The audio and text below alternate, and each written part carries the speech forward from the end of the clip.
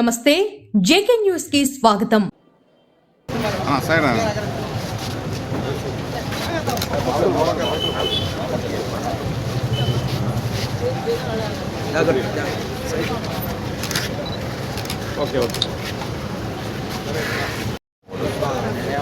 అడ్డం రావాకని చెప్పారు మేడం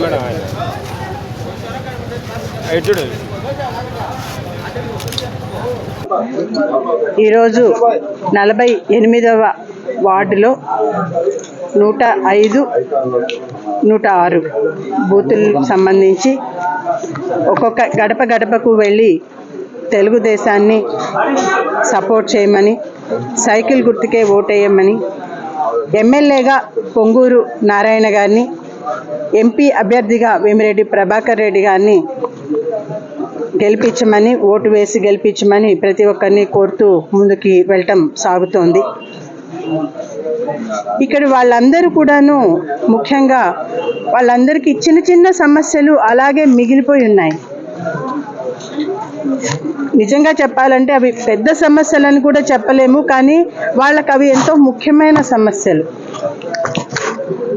ఇల్లు వచ్చింది, ఇల్లు అలాట్ అయింది, కానీ ఇంతవరకు రాలేదు. అంతకుముందు పెన్షన్ వస్తూ ఉండింది, తెలుగుదేశం హయాంలో పెన్షన్ వస్తూ ఉండింది. మళ్ళీ ఒక 2 సంవత్సరాలు ఇక్కడ ఇప్పుడు కూడాను ముందు ఒక 2-3 సంవత్సరాలు ఇచ్చారు, తర్వాత 2 సంవత్సరాల నుంచి కట్ అయిపోయింది. నేను ఒక పెద్దామినమ్మ ఇక్కడ ఉంటాను, పెద్దామి ఇక్కడ ఉంటున్నాను, నాకు ఇంకెవరు ఆదరవు కూడా లేదు.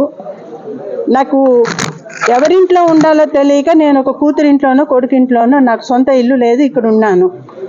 వాళ్ళకు వచ్చిన ఎలక్ట్రిసిటీ బిల్లును ఉద్దేశించి నాకు పెన్షన్ పోయింది. నాకు కనీస ఆధారం కూడా లేకపోతే నాకు జీవితం ఎలా జరుగుతుంది? అదే రకంగా ప్రతి ఒక్కరు, ఇంకొకళ్ళు అయితే ఇలా వచ్చి అమ్మ తప్పకుండా ఓటు వేయండి అన్న వెంటనే మేమే ఎదురు చూస్తున్నాము, ఎప్పుడెప్పుడు ఎలక్షన్ తేదీ వస్తుందా, మే 13 ఎప్పుడు వస్తుందా అని మేమే ఎదురు చూస్తున్నాము. తెలుగుదేశానికి ఓటేసి మన నారాయణ గారిని, వేమిరెడ్డి ప్రభాకర్ రెడ్డి గారిని గెలిపించుకోవాలి, తెలుగుదేశమే అధికారంలోకి రావాలి, ఎప్పుడెప్పుడు పోలింగ్ తేదీ వస్తుందా అని మేము ఎదురు చూస్తున్నామమ్మా అని చెప్పి అన్న వాళ్ళు ఎక్కువ శాతం ఉన్నారు. తప్పకుండా మేమే మా సార్ని మేము గెలిపించుకుంటాం అని చెప్పి అన్నారు. కొంతమంది వాలంటీర్స్ మమ్మల్ని ఏమన్నా తీసేస్తారేమో అన్న భయాలు కొంతమందికి ఉన్నాయి.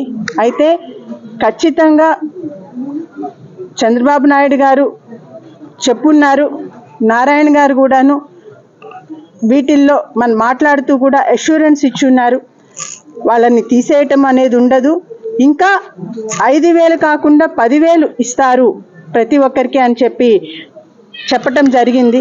కాబట్టి అటువంటి భయాందోళనలు కూడా అవసరం లేదు. ఇప్పుడు ఏవైతే పథకాలు వారికి అందుతున్నాయో ఆ పథకాలు ఇంకా మంచిగా వాటిని ఇంప్రూవ్ చేసి ఇంకా బెటర్గా ఉంటుందే తప్ప వాటిని తీసివేయటాలో లేకపోతే వాళ్ళకి అందకుండా చేయటాలో అలాంటివి ఉండవు. అటువంటి భయాందోళనలు ఒక్కొక్కళ్ళు ఏమన్నా ఎక్స్ప్రెస్ చేసినప్పుడు వాళ్ళకి అలాగ ఉండదమ్మా, అలాంటివి ఏమీ భయపడాల్సిన అవసరం లేదు. వచ్చేదేమన్నా ఆగిపోతుందా? లేదమ్మా, ఆగిపోదు, ఖచ్చితంగా వస్తాయి. ఇంకా మీకు ఇప్పుడు 1 నెల తీసుకోకపోతే 2వ నెలలో ఆగిపోతుంది. అలా కూడా కాదు, పెన్షన్ 3 నెలలు తీసుకోకపోయినా 3 నెలలది కలిపి ఒకసారిగా వస్తుంది.